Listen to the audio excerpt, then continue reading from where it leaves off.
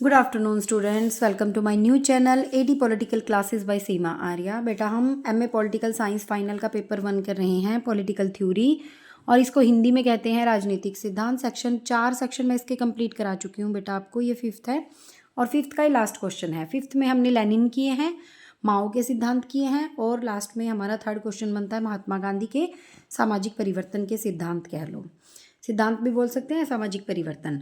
अब सबसे पहले हम महात्मा गांधी जी का थोड़ा सा इंट्रोडक्शन पार्ट यहाँ पे देख लेते हैं, जो आप पहले से ही छोटे होते छोटी क्लासेस से पढ़ के आए हो। ठीक है बेटा। गांधी जी का जन्म कब हुआ? 2 अक्टूबर 1869 में राजकोट में हुआ था। माता पिता के बारे में जान लेते हैं। पिता का नाम करमचंद गांधी, माता का पुतलीबाई गांधी, और 12 वर्ष की आयु में उनका कस्तूरबा गांधी जी से विवाह हुआ। अब देखो, गांधी जी जब फॉरेन पढ़ने गए उसके बाद भारत लौटे और 1 वर्ष तक भारत का उन्होंने भ्रमण किया, और उन्होंने पाया कि 1916 में लखनऊ अधिवेशन में उन्होंने भाग लिया। उसी वर्ष उन्होंने अहमदाबाद के पास साबरमती आश्रम की स्थापना की। उन्होंने देखा कि अंग्रेजों का राज है, शोषण हो रहा है भारतीयों पर, तो उन्होंने विभिन्न प्रकार के आंदोलन चलाए, जिसमें महात्मा गांधी जी का पहला आंदोलन था चंपारण किया उन्होंने, और उसके बाद भारत की आज़ादी के लिए खिलाफत आंदोलन, असहयोग, सविनय अवज्ञा, भारत छोड़ो आंदोलन जैसे चलाए। और क्या किया, भारतीयों को अंग्रेजी शासन से वर्ष 1947 में 1947 में मुक्ति दिलाई। ये उन्होंने किया। उसके बाद देखो, गांधी जी भारत विभाजन के पक्षधर नहीं थे, लेकिन फिर भी नाथूराम गोडसे ने 30 जनवरी 1948 को महात्मा गांधी जी की गोली मारकर हत्या कर दी। ठीक है। और गांधी जी को आएगा बेटा यहाँ, गांधी जी को सम्मान प्रदान करते हुए सुभाष चंद्र बोस ने उन्हें राष्ट्रपिता के रूप में संबोधित किया। अब देखो, उनके जन्म से राष्ट्रपिता की उपाधि तक का हमने एक पेज पे इंट्रोडक्शन पार्ट लिखा है। अब आगे देखते हैं उनके सिद्धांत।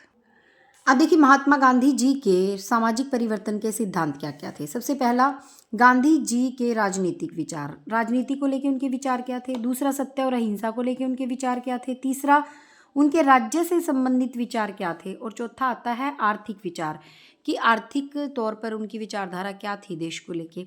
उसके बाद आता है सामाजिक विचार। एक एक करके हम थोड़ा थोड़ा सा आपने पढ़ा हुआ है, बस एक इंट्रोडक्शन पार्ट के लिए हम सारा इसमें एक बार डिटेल देख लें, ताकि आपका 16 नंबर का क्वेश्चन प्रिपेयर हो जाए। ठीक है बेटा। हाँ जी, आगे देखिए, गांधी जी के राजनीतिक विचार क्या थे। गांधी जी ने धर्म और राजनीति पर विचार निम्नलिखित हैं जो दिए उन्होंने। सबसे पहला, महात्मा गांधी जी का कहना था कि राजनीति की शक्ति जो होती है, या राजनीति मानव के जीवन का प्रमुख भाग है। हालांकि राज्य की शक्ति में वृद्धि होने से व्यक्ति की शक्ति कम हो जाती है। उनका मानना था कि अगर राज्य की शक्तियों को ज़्यादा बढ़ा दिया जाए तो व्यक्ति की स्वतंत्रता खत्म हो जाती है, व्यक्ति की शक्ति कम हो जाती है, ये वो मानते थे। राजनीतिक कार्य जीवन और व्यवसाय के विभिन्न अंगों से अत्यंत निकट होते हैं। कि राजनीति पर ज़्यादा ध्यान देने की इसलिए ज़रूरत है क्योंकि राजनीति से जुड़े हुए कार्य हमारे जीवन को प्रभावित करते हैं और हमारे व्यवसाय को प्रभावित करते हैं। ठीक है। लेकिन राजनीति में हिंसा का विरोध किया उन्होंने कहा, ठीक है, राजनीति से हमारी सारी चीज़ें प्रभावित होती है, लेकिन इसमें हिंसा नहीं होनी चाहिए राजनीति में। उनका कहना था कि मेरे लिए धर्म के बिना राजनीति नहीं है, कि धर्म और राजनीति साथ में चलेंगे, लेकिन धर्म अंधविश्वास और बंधनों का धर्म नहीं होना चाहिए। उनका कहना था कि धर्म ऐसा हो जो कल्याण के कार्य करे, ना कि अंधविश्वास और बंधनों से भरा हुआ हो। वह धर्म नहीं जो घृणा और संघर्ष पैदा करता है, बल्कि राजनीति से तात्पर्य है जहां लोग अन्य लोगों की सेवा करने का प्रयोजन से सार्वजनिक कार्य या लोक कल्याण के कार्य करते हैं। वो कहते हैं कि धर्म वो जिसमें लोगों के कल्याण के लिए सार्वजनिक कार्य किए जाएं। आगे देखिए, गांधी जी के सत्य और अहिंसा पर विचार क्या थे। अब ये आपने सबने सुना हुआ है, सत्य और अहिंसा को वो बहुत ज़्यादा मानते थे। गांधी जी के मतानुसार सत्य सत शब्द से निकला हुआ है। सत्य वही जिसकी सत्ता हो, जिसके ऊपर सत्ता की जाए। क्यों ऐसा क्यों मानते थे वो? क्योंकि वो सदा टिका रहता है। उनका मानना था कि सच हमेशा रहता है। उनका कहना है कि विचारों में, वाणी में और आचार में सत्य का होना ही सत्य है। कि ये नहीं कि आपने बोल दिया कि हाँ जी हम झूठ नहीं बोलते, नहीं, आपकी वाणी में भी सत्य हो, आपके आचार विचार सब में सत्य हो। सत्य की आराधना ही सच्ची भक्ति है, ऐसा गांधी जी मानते थे। सत्य जीवन का चरम लक्ष्य है और इसकी प्राप्ति ही मनुष्य का परम धर्म होना चाहिए। अगर अहिंसा की बात करें तो गांधी जी के लिए अहिंसा का अर्थ बहुत व्यापक है, जिसमें कार्य ही नहीं अपितु विचारों में भी सावधान रहना आवश्यक है। अहिंसा का उनका अर्थ ये है कि किसी को शारीरिक शोषण करना किसी का, वही अहिंसा नहीं है। अगर आप विचारों में किसी के लिए कुछ गलत सोच लेते हो, वो भी अहिंसा है। अब उन्होंने अहिंसा के पक्ष रखे। क्या पक्ष? एक नकारात्मक, एक सकारात्मक। किसी प्राणी को काम, क्रोध, द्वेष से वशीभूत होकर हिंसा न पहुंचाना, इसका नकारात्मक रूप है। और सकारात्मक भावनात्मक से रिलेटेड है। भावात्मक अथवा सकारात्मक स्वरूप वाली अहिंसा को प्रेम और करुणा की भावना कहा जाता है। सकारात्मक को प्रेम और करुणा की भावना कहते हैं। वो नकारात्मक क्या होती है कि काम, क्रोध, द्वेष में किसी को हानि न पहुंचाना। ठीक है, इनका कहने का मतलब क्या था कि किसी को भी शारीरिक मानसिक पीड़ा ना देना, ये क्या था? अहिंसा। और सत्य में वो क्या कहते थे कि हमारे विचार, आचार, हमारी प्रकृति, हमारे सब कुछ हमारा सत्य होना चाहिए, क्योंकि सत्य हमेशा रहता है। आइए थर्ड पॉइंट देखते हैं। वो कहते हैं कि गांधी जी के राज्य संबंधी विचार क्या है। गांधी जी राज्य की शक्ति व सत्ता को मनुष्य की स्वतंत्रता के लिए घातक मानते थे। वो क्या कहते थे कि अगर राज्य में ज़्यादा शक्ति आ जाए और सत्ता जो है वो ज़्यादा शक्तिशाली हो जाए तो राज्य क्या करेगा? व्यक्ति पर शासन का अधिकार नहीं दिया, राज्य को व्यक्ति पर शासन का अधिकार नहीं दिया जा सकता। वो कहते हैं कि अगर राज्य ज़्यादा शक्तिशाली बन जाएगा तो हमारी स्वतंत्रता के लिए घातक होगा, और राज्य को इतना शक्तिशाली नहीं बनाना कि वो व्यक्ति पर शासन करने का अधिकार ही ना बचे। ठीक है, सॉरी मैं अपनी लाइन दोबारा से रिपीट कर रही हूँ। इसमें जो अभी हम पढ़ के आए हैं उसमें जो गांधी जी है वो कहते थे कि राज्य को इतना शक्तिशाली ना बना दिया जाए कि हमारी स्वतंत्रता पर्सनल जो लाइफ की है वो कम हो जाए। ठीक है, इतना नहीं उनको शक्ति देनी है राज्य को। राज्य की शक्ति सिर्फ इतनी हो कि हम अपने सारे कार्य सुचारू रूप से कर सकें।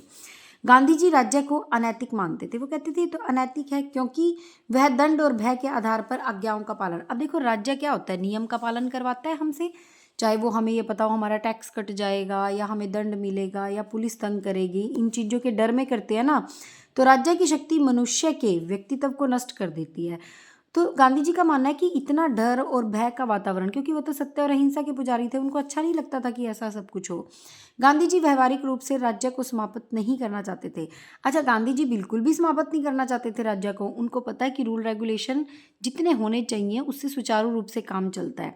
वे केवल राज्य के कार्य क्षेत्र को न्यूनतम करने की वकालत करते हैं। वो कहते हैं कम से कम कर दो राज्य का काम, ताकि व्यक्ति की स्वतंत्रता खत्म ना हो। गांधी जी राज्य को एक आवश्यक बुराई के रूप में स्वीकार करते हैं और इसकी शक्ति को कम करने के 3 सुझाव देते हैं। अब देखो गांधी जी ने कौन कौन से 3 सुझाव दिए उसके बारे में हम पढ़ते हैं।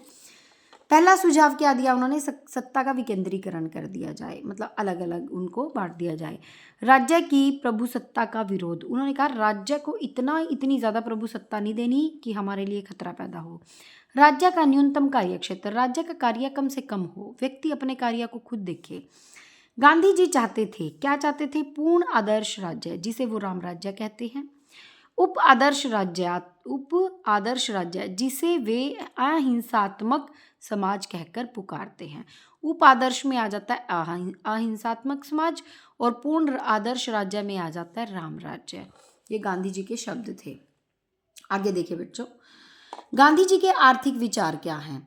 गांधी जी के आर्थिक विचार इस प्रकार हैं। पहला तो वो कहते हैं उद्योगीकरण का विरोध। वो बहुत सारे उद्योग जो जैसे फॉरेन कंट्री से आके यहाँ फैक्ट्रियाँ खोल लेते हैं, इसके विरोधी थे। उनका मानना था कि बड़े उद्योग भारतीय अर्थव्यवस्था, सामाजिक व्यवस्था के लिए अनुकूल नहीं है। गांधी जी बड़े उद्योगों का विरोध कर छोटे उद्योगों का समर्थन करते थे। कुटीर उद्योग, कुटीर मतलब छोटे छोटे, टोकरी बनाना, कपड़ा बुनना, बर्तन बनाना, कुम्हार होते हैं वो बर्तन बना के अच्छी अच्छी कला प्रस्तुत करें, इस तरह के कि खुद से अपने भारतीय व्यापार करें। बाहर से बड़ी बड़ी कंपनियों के वो विरोधी थे। कि भारत में विकेंद्रीकृत समाज की रचना संभव हो, कि ऐसे कुटीर उद्योग लगाएं जिसमें भारत में विकेंद्रीकृत समाज की जो है वो रचना संभव हो जाए। इसके बाद देखिए उन्होंने क्या कहा कि रोटी के लिए श्रम अनिवार्य है। हर व्यक्ति को अपनी आवश्यकता पूर्ति के लिए श्रम करना चाहिए। इसे गांधी जी श्रम सिद्धांत कहते थे। सहयोग पर आधारित। अब सहयोग कैसे? कि गांधी जी के अनुसार पूंजीपति, धनवान व्यक्ति और गरीब आपस में एक दूसरे का सहयोग करें। गरीब अगर उनके काम करता है तो धनवान व्यक्ति उनकी ज़रूरतें पूरी करे। पर आधारित आर्थिक समानता वाले समाज की रचना करेंगे। मतलब सहयोग की भावना पर हमारा समाज टिका हुआ होना चाहिए। संपत्ति समाज की धरोहर, हर व्यक्ति की संपत्ति समाज की संपत्ति है, ऐसा गांधी जी मानते थे। धनी व्यक्ति के पास जो संपत्ति है वह समाज की ही देन है, क्योंकि समाज से ही उन्होंने कमाया है। तो धनी व्यक्ति संपत्ति का खुद को स्वामी न समझे, कि जो उसने कमाया है खुद को स्वामी न समझने लग जाए, अपितु उसे समाज की धरोहर माने, बल्कि समाज के कल्याण में लगाए। कहने का मतलब ये है कि जो ज़्यादा पैसा कमा के अमीर बन गए हैं तो वो अच्छे काम करे, गरीबों की हेल्प करे और सहयोग की भावना अपने अंदर रखें। आगे देखिए, अगला पॉइंट हमारा बेटा आता है, गांधी जी के सामाजिक विचार क्या हैं।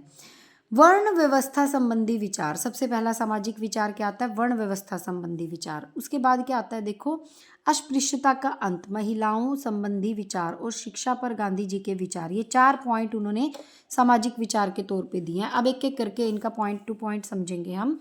गांधी जी भारतीय परंपरागत समाज को 4, अभी वर्ण व्यवस्था वाली बात करें, 4 वर्ण, ब्राह्मण, क्षत्रिय, वैश्य, शूद्र, इसके संगठन के समर्थक रहते हैं। वो इसमें व्यक्ति वो क्या मानते हैं कि ये ठीक है, इसमें व्यक्ति अपने वंश के अनुभवों का लाभ उठा सकता है। मान लो कोई पंडित है तो वो पंडित से वो अपनी विद्या सीख सकता है, अगर कोई क्षत्रिय है वो उससे धनुष विद्या सीख सकता है, इस तरह से व्यापार करना सीख सकते हैं। अगर कोई और सफाई का काम करता है तो उसके बच्चे, कहने का वैसे आज के टाइम में ये समर्थन नहीं होता इसका, लेकिन गांधी जी करते थे। बेरोजगारी की समस्या का समाधान होगा, वो कहते थे कि अगर बच्चा घर पे ही अपनी जो टैलेंट है उसको सीख लेगा कि वो ज़िंदगी में क्या करना चाहता है, तो इससे बेरोजगारी में भी, समस्या में भी लाभ होगा। आगे देखें, गांधी जी अस्पृश्यता मतलब छुआछूत को भारतीय समाज का गंभीर रोग मानते थे। वो बहुत विरोधी थे इस चीज़ के। उन्होंने अछूतों में आत्मसम्मान की भावना जागृत की और हरिजन संघ की स्थापना की। ठीक है, गांधी जो थे वो महिलाओं के उत्थान के समर्थक रहे हैं, कि महिलाएं पढ़ें लिखें, उन्नति करें। उन्होंने पर्दा प्रथा का, बाल विवाह का विरोध किया था और उन्होंने स्त्रियों को कानून और व्यवहार में पुरुषों के समान अधिकार प्राप्त होने चाहिए, ऐसा भी उन्होंने बोला था। स्त्रियां आर्थिक दृष्टि से स्वतंत्र होने का प्रयत्न करें। उन्होंने महिलाओं को क्या कहा कि आर्थिक दृष्टि से स्वतंत्र बन जाओ, तभी आप अपने लिए खुद के फैसले ले सकते हो। गांधी जी भारत में प्रचलित शिक्षा पद्धति से संतुष्ट नहीं थे। उनका कहना था कि प्रचलित रूढ़िवादिता, धर्म का प्रभाव, परंपरा से चली आने वाली शिक्षा है। वो कहते थे कि जो ये शिक्षा है इसमें रूढ़िवादिता है, धर्म का प्रभाव है और परंपरा, मतलब सदियों से यही चीज़ चलती आ रही है। इस शिक्षा आने, ये क्या कहना चाहते थे कि प्रचलित आने वाली शिक्षा न तो व्यक्ति का आध्यात्मिक विकास करती है और न ही व्यवहारिक बनाती है। वो कहती है जो परंपरा से सदियों से शिक्षा चली आ रही है ये बच्चों को व्यवहारिक नहीं बना रही, ना ही आध्यात्मिक बना रही है। केवल शिक्षा द्वारा ही, वो मानते थे शिक्षा बहुत ज़रूरी है क्योंकि इसके द्वारा ही व्यक्ति की बुद्धि, आत्मा एवं शरीर का विकास हो सकता है। शिक्षा द्वारा बच्चे में ईमानदारी, निडरता और स्वावलंब उत्पन्न करें और निशुल्क अनिवार्य शिक्षा के समर्थक थे वो। तो उन्होंने, आपने देखा, ये 5 पॉइंट हमने पढ़े हैं जिसमें गांधी जी के विचारों को जानने की कोशिश की है। अगर आपको मेरे नोट्स ईजी लग रहे हैं तो प्लीज़ बेटा कमेंट बॉक्स में लिखें, आपको नोट्स अवेलेबल हो जाएंगे। और अगर आपको मेरा चैनल अच्छा लग रहा है, आप चाहते हैं कि मैं और भी ऐसी वीडियो बनाऊं, तो प्लीज़ मेरे चैनल को लाइक करें, सब्सक्राइब करें। Thank you so much.